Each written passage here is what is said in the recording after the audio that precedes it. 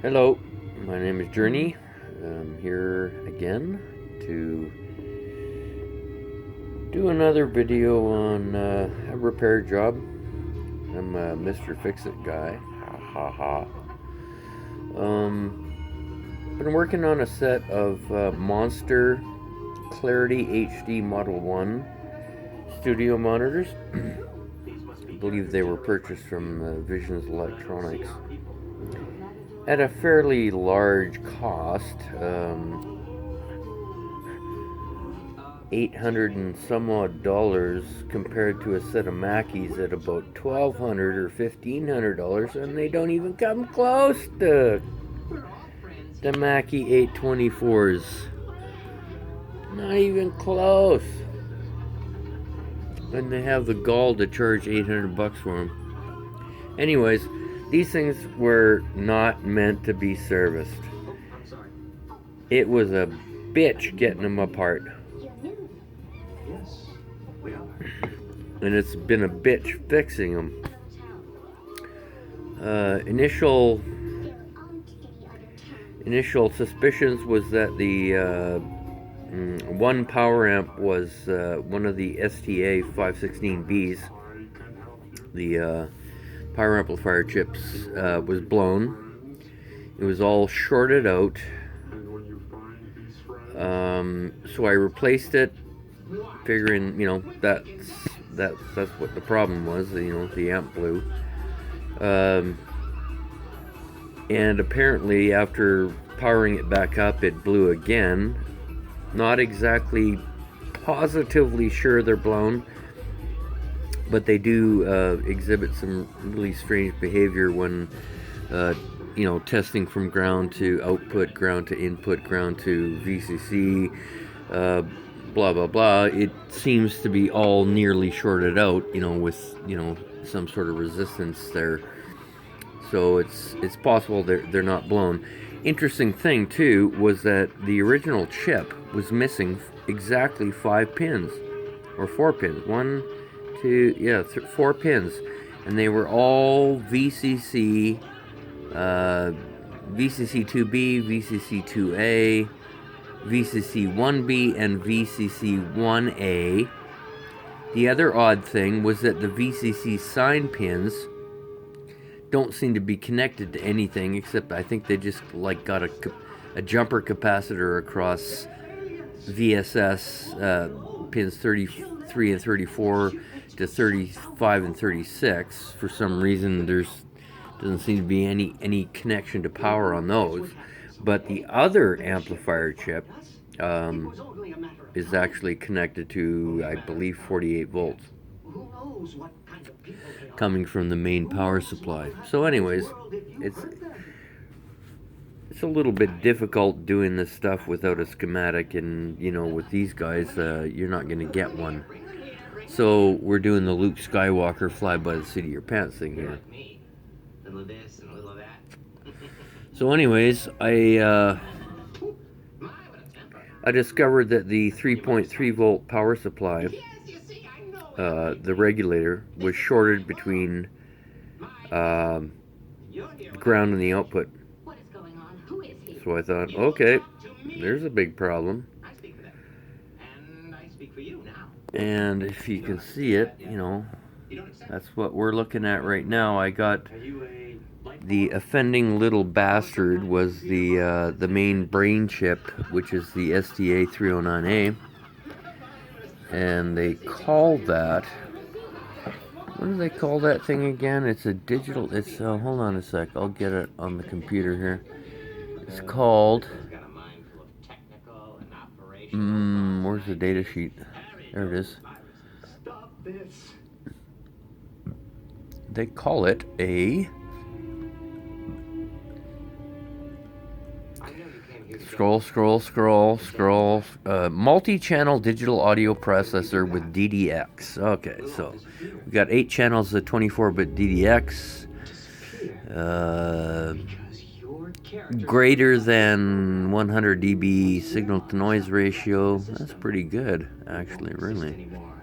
Selectable 32 kHz to 192 kHz input sample rate, 6 channels of DSD slash SACD input, digital gain slash attenuation plus 58 dB to minus 100 dB in 0.5 steps, soft volume update, individual, yeah, blah, blah, blah, blah, blah, auto modes, yeah, 5-band graphic EQ, nice, 32 preset EQ curves, rock, jazz, pop, and they're not using any of it on these speakers, so this chip is like way overkill for what they're using it for here.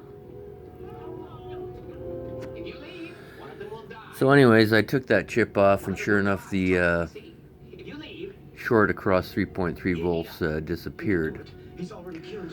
So I put it all back together, more or less, without the amplifier chip and the what do you call it, the brain chip. You know, you can see it right there. There's the amplifier chip. This one here, there's no shorts anywhere except for, you know, between the ground pins and maybe some of the VCC pins. This chip is connected to the 48 volt coming in from the main power supply, which is where's that cable? Right here, this one here. That one, yeah, so that one goes to the main power supply, and I believe it should be kicking out about 48 volts to supply what we got here. Let's get some light on the subject. Got a 5 volt regulator in there. That was the 3.3 volt regulator there. 5 volt, 3.3. That's the main brain chip, and that's the amplifier. These are the amplifier chips here. I took this one off to see if that was the culprit, and that is ADC, which was turned out to be fine. So I put that back on. This was shorted, this transistor, across the 3.3. I took that out just to make sure that wasn't the culprit, and that was good. So I put that back on. This chip is it's an op amp, I think, a really kick-ass op amp. This one here, got no clue what the hell that is. The data sheet never came up for the part number that I searched on it. So anyways, yeah, these things are a real bitch to get apart. Never meant to be serviced. Covered in some kind of nasty freaking rubberized glue. Stinks to high heaven when you heat it with a heat gun. You know, when you're removing ICs and whatnot. So anyways, gonna order this part here. I think I'm gonna have to order another one of these because, and here again, I don't know if you can see this or not. That's the new one. All pins intact, all the way across. And if you look at this one here, all pins intact. But here, this one here is the original. It's missing 1, 2, 3, 4 pins. And those are the VCC pins on this side, you know, from 1 to whatever, 16, whatever the hell that number of pins on each side. They're 18. Okay, so it's a 36 pin. But yeah, interesting, because when I took this off, the missing pins were still missing. They weren't, you know, they just didn't come out of the package. So I'm thinking they removed those pins for a reason. I'm not sure why, because as far as I can tell, there's no power going to this chip. There's the pinout right there. There doesn't seem to be any power going to this chip except for possibly the VDD 22 and 21. I think might be connected to 3.3 volts. So So how the hell can you run an amplifier without any, you know, high voltage?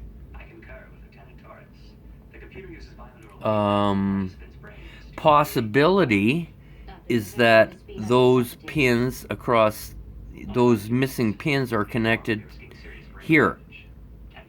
And I think I'll probably, you know, look into that and see if those pins are connected. But anyways, we're going to be waiting on this part and that part again. I don't even know if I should order another one of those. I probably should, just, you know, just to be on the safe side.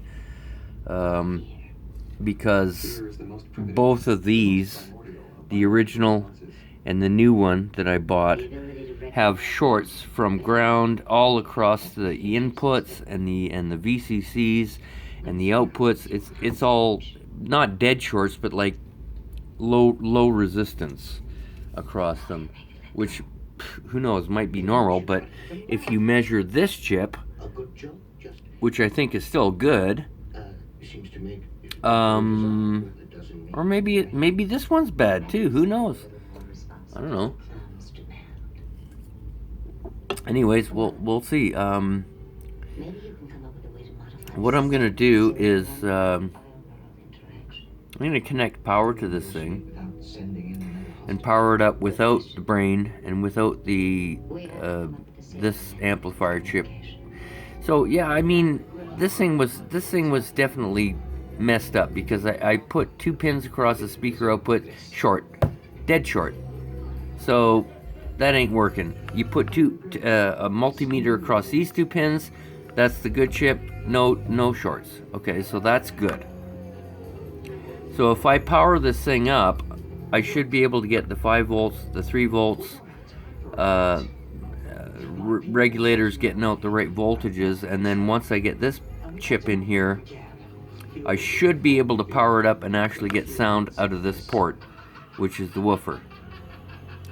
The red is woofer, white's tweeter, okay? And so once I get to that point, we'll see what happens at that point, and we'll go from there.